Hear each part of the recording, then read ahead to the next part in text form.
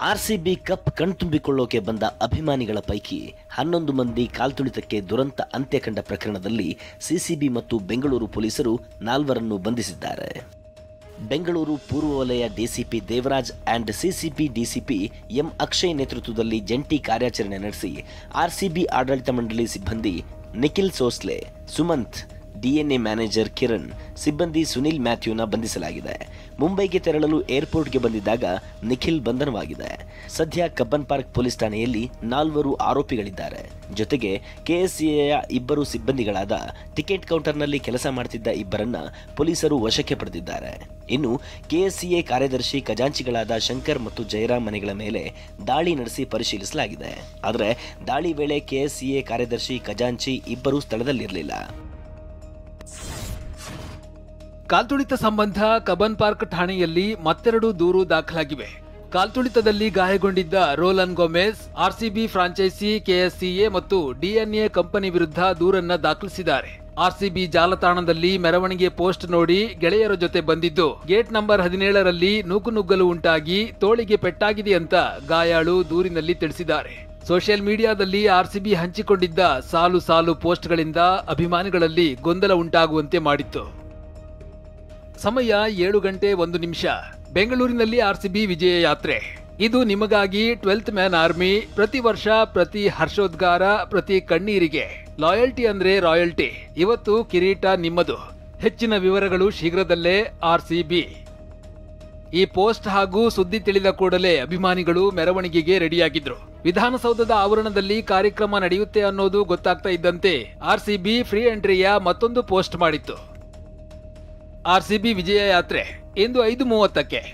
ವಿಜಯೋತ್ಸವದ ಮೆರವಣಿಗೆಯ ನಂತರ ಚಿನ್ನಸ್ವಾಮಿ ಕ್ರೀಡಾಂಗಣದಲ್ಲಿ ಸಂಭ್ರಮಾಚರಣೆ ನಡೆಯಲಿದೆ. ಎಲ್ಲ ಅಭಿಮಾನಿಗಳು, ಪೊಲೀಸರು ಮತ್ತು ಇತರ ಅಧಿಕಾರಿಗಳು ನಿಗದಿಪಡಿಸಿದ ಮಾರ್ಗಸೂಚಿಗಳನ್ನು ಪಾಲಿಸಬೇಕೆಂದು ನಾವು ವಿನಂತಿಸುತ್ತೇವೆ. ಇದರಿಂದ ಎಲ್ಲರೂ ರೋಡ್ ಶೋವನ್ನ ಶಾಂತಿಯುತವಾಗಿ ಆನಂದಿಸಬಹುದು. ಉಚಿತ ಪಾಸ್ಗಳು ಲಭ್ಯವಿದೆ. 11 ಮಂದಿ ಅಮಾಯಕರ ಪ್ರಾಣ ಹೋದ ಭೀಕರ ಘಟನೆಗೆ ಕಾರಣರಾದ ಆರೋಪಿಗಳನ್ನು ಈಗಾಗಲೇ ಬಂಧಿಸಿರುವ ಕಬ್ಬನ್ ಪಾರ್ಕ್ ಪೊಲೀಸರು ತೀವ್ರ ವಿಚಾರಣೆ ನಡೆಸಿದ್ದಾರೆ. ಖುದ್ದು ಸಿಸಿಬಿ ಡಿಸಿಪಿ ಅಕ್ಷಯ್ ಎಂ ನೇತೃತ್ವದಲ್ಲಿ 4 ಆರೋಪಿಗಳ ವಿಚಾರಣೆ ನಡೆಯುತ್ತಿದ್ದು ಪ್ರಾಥಮಿಕ ಮಾಹಿತಿಯನ್ನ ಕಲೆ ಹಾಕ್ತಿದ್ದಾರೆ. ವಿಚಾರಣೆ ವೇಳೆ ಆರೋಪಿಗಳ ಎದುರು ತನಿಖಾ ತಂಡ ಸಾಲು ಸಾಲು ಪ್ರಶ್ನೆಗಳನ್ನಿಟ್ಟಿದೆ. ಆರೋಪಿಗಳಿಗೆ ಪೊಲೀಸರು ಅನುಮತಿ ನಿರಾಕರಿಸಿದ್ರು. ಪೋಸ್ಟ್ ಹಾಕಿದ್ಯಾಕೆ? ನಿಮಗೆ ಬೇರೆ ಯಾರಾದರೂ ಪೋಸ್ಟ್ ಹಾಕೋದಕ್ಕೆ ಹೇಳಿದ್ರಾ? ಸ್ಟೇಡಿಯಂ ಕಾರ್ಯಕ್ರಮ ಫಿಕ್ಸ್ ಮಾಡಿಕೊಂಡಿದ್ದು ಯಾವಾಗ ಎಂದು ಪ್ರಶ್ನಿಸಿದ್ದಾರೆ. ಮಾತ್ರವಲ್ಲ, ವಿಕ್ಟರಿ ಪರೇಡ್ ಬಗ್ಗೆ ಹೇಗೆ ನಿರ್ಧಾರ ಕೈಗೊಂಡಿರಿ? ಟಿಕೆಟ್ ವಿಚಾರದಲ್ಲಿ ತುಂಬಾ ಗೊಂದಲವಾಗಿದ್ದು ಯಾಕೆ? ಕಾಲ್ತುಳಿತ ಪ್ರಕರಣದ ಬಗ್ಗೆ ನಿಮಗೆ ಗೊತ್ತಿರೋದು ಏನೆಂದು 10 ಪ್ರಶ್ನೆಗಳನ್ನು ಮುಂದಿಟ್ಟಿದ್ದಾರೆ. ಇನ್ನೊಂದೆಡೆ ಪ್ರಕರಣದ ತನಿಖೆಯನ್ನ ಡಿಜಿ ಮತ್ತು ಐಜಿ ಕಚೇರಿ ಸಿಐಡಿಗೆ ವರ್ಗಾವಣೆ ಮಾಡಿ ಆದೇಶಿಸಿದೆ.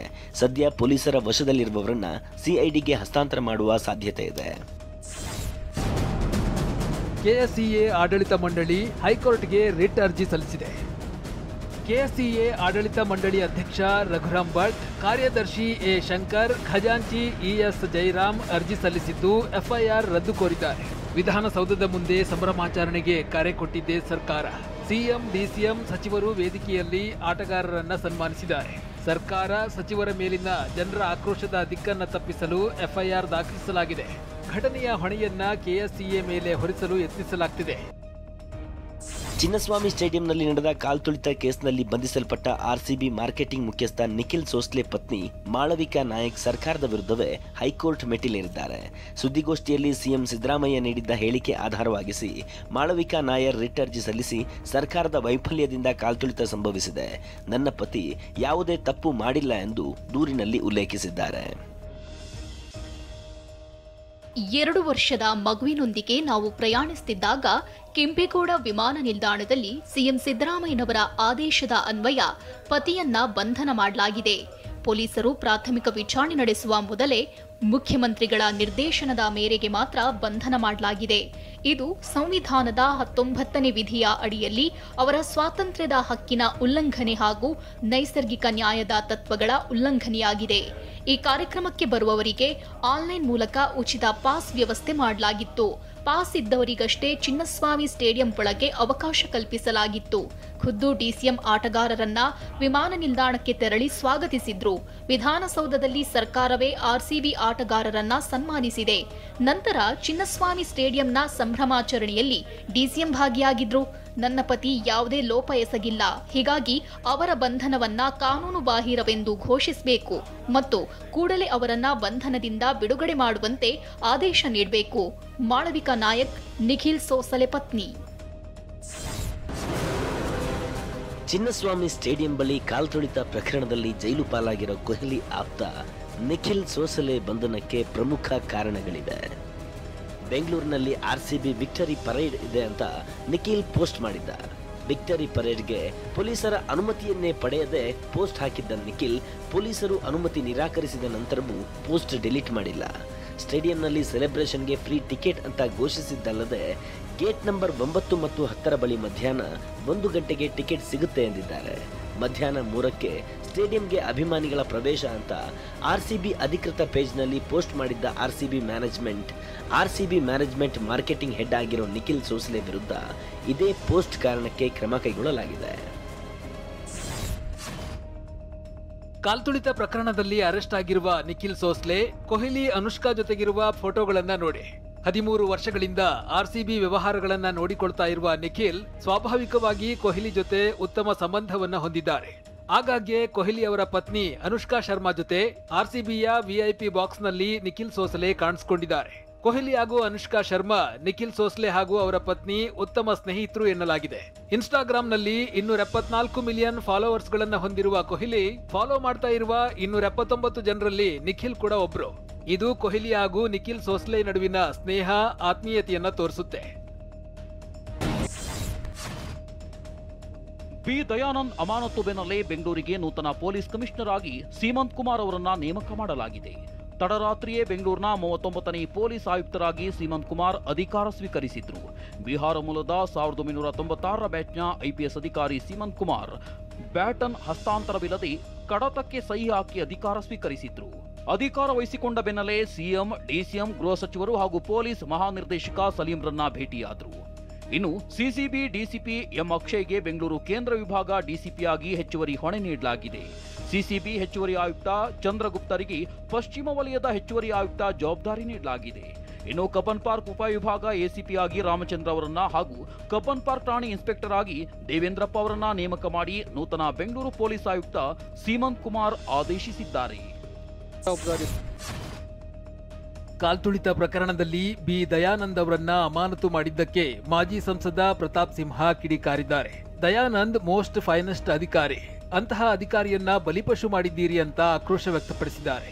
ದಯಾನಂದ್ ಸರ್ ಒಂದು ಫೈನೆಸ್ಟ್ ಆಫೀಸರ್ ಅವರು. ನಾನು ಅವ್ರನ್ನ ಮೈಸೂರಿನಲ್ಲಿ ನೋಡಿದ್ದೀನಿ. ನಮ್ಮ ದಸರಾನ ಅಚ್ಚುಕಟ್ಟಾಗಿ ನಡೆಸ್ಕೊಟ್ಟಿದ್ದಾರೆ ಅವರು. ಅವ್ರ ಇಂಟೆಲಿಜೆನ್ಸ್ ಹೆಡ್. ಜಂಟಿ ಸುದ್ದಿಗೋಷ್ಠಿ ನಡೆಸಿದ ಬಿಜೆಪಿ ಹಾಗೂ ಜೆಡಿಎಸ್ ನಾಯಕರು ಕಮಿಷನರ್ ಸೇರಿ ಹಲವರನ್ನ ಅಮಾನತು ಮಾಡಿದ್ದಕ್ಕೆ ಸರ್ಕಾರದ ವಿರುದ್ಧ ಕಿಡಿಕಾರಿದ್ರು. ಪೊಲೀಸ್ ಇಲಾಖೆಯನ್ನ ಸರ್ಕಾರ ಹರಕೆಯ ಕುರಿ ಮಾಡಿಕೊಂಡಿದೆಯಂತ ಬಿಜೆಪಿ ರಾಜ್ಯಾಧ್ಯಕ್ಷ ಬಿವೈ ವಿಜಯೇಂದ್ರ ಹೇಳಿದ್ರೆ, ಇನ್ನು ಸರ್ಕಾರ ಸಸ್ಪೆಂಡ್ ನಾಟಕವಾಡಿರಬಹುದು ಅನ್ನೋದು ನನ್ನ ಅಭಿಪ್ರಾಯ ಅಂತ ಕೇಂದ್ರ ಸಚಿವ ಎಚ್ ಡಿ ಕುಮಾರಸ್ವಾಮಿ ವ್ಯಂಗ್ಯವಾಡಿದ್ದಾರೆ. ಇನ್ನು ಇವರು ಮೊಸರು ತಿಂದು ಪೊಲೀಸರ ಮೂತಿಗೆ ಒರೆಸಿದವರು ಅಂತ ಆರ್ ಅಶೋಕ್ ಹೇಳಿದ್ರು. ಕಾಲ್ತುಳಿತ ಪ್ರಕರಣದಲ್ಲಿ ಪೊಲೀಸ್ ಅಧಿಕಾರಿಗಳ ತಲೆದಂಡ ವಿಚಾರದಲ್ಲಿ ವಿಪಕ್ಷಗಳ ಟೀಕೆಗೆ ಪ್ರತಿಕ್ರಿಯೆ ನೀಡಿದ ಸಿಎಂ ಸಿದ್ದರಾಮಯ್ಯ, ಪ್ರಕರಣದಲ್ಲಿ ಮೇಲ್ನೋಟಕ್ಕೆ ಯಾರು ಜವಾಬ್ದಾರರು ಇದ್ದಾರೆ, ಯಾರು ಲೋಪ ಎಸಗಿದ್ದಾರೆ ಅಂತವರ ವಿರುದ್ಧ ಕ್ರಮ ಕೈಗೊಂಡಿದ್ದೇವೆ ಎಂದಿದ್ದಾರೆ. ಬಿಜೆಪಿಯವರು ರಾಜಕೀಯಕ್ಕೋಸ್ಕರ ಮಾತಾಡ್ತಾರೆ. ನಾನು ರಾಜಕೀಯ ಮಾಡಕ್ ಹೋಗಲ್ಲ. ಈ ಮೇಲ್ನೋಟಕ್ಕೆ ಯಾರು ಜವಾಬ್ದಾರರಿದ್ದಾರೆ, ಯಾರು ಜವಾಬ್ದಾರಿಯನ್ನು ನಿರ್ವಹಿಸಿಲ್ಲ ಸರಿಯಾಗಿ ಅಂತೇವ್ರನ್ನ ಸಸ್ಪೆಂಡ್. 11 ಜನ ಅಮಾಯಕರ ಸಾವಿಗೆ ರಾಜ್ಯ ಸರ್ಕಾರವೇ ಕಾರಣ ಅಂತ ಕೇಂದ್ರ ಸಚಿವ ಎಚ್ ಡಿ ಕುಮಾರಸ್ವಾಮಿ ಸುದ್ದಿಗೋಷ್ಠಿ ವೇಳೆ ಬೆಂಕಿ ಉಗುಳಿದ್ದಾರೆ. ಸಂಭ್ರಮಾಚರಣೆಯ ವೇಳೆ ನೂಕುನುಗ್ಗಲು ಉಂಟಾಗಿ ಕಾಲ್ತುಳಿತದಿಂದ ಸಾವು ನೋವು ಆಗ್ತಿದ್ರೆ ಸಿಎಂ ಸಿದ್ದರಾಮಯ್ಯ ಮಾತ್ರ ಮೊಮ್ಮಗನ ಜೊತೆ ದೋಸೆ ಸವಿತಿದ್ರು ಅಂತ ವಾಗ್ದಾಳಿ ನಡೆಸಿದ್ದಾರೆ.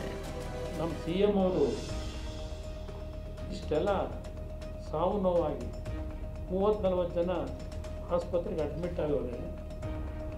ಅವ್ರ ಮೊಮ್ಮಗನ ಕರ್ಕೊಂಡು ಜನಾರ್ದನ ಹೋಟೆಲಲ್ಲಿ ಬಾಸುಂದಿನೋ ಮಸಾಲೆ ದೋಸೆನೋ ಸವಿಯಾಗಿ ಹೋಗ್ತಾರೆ.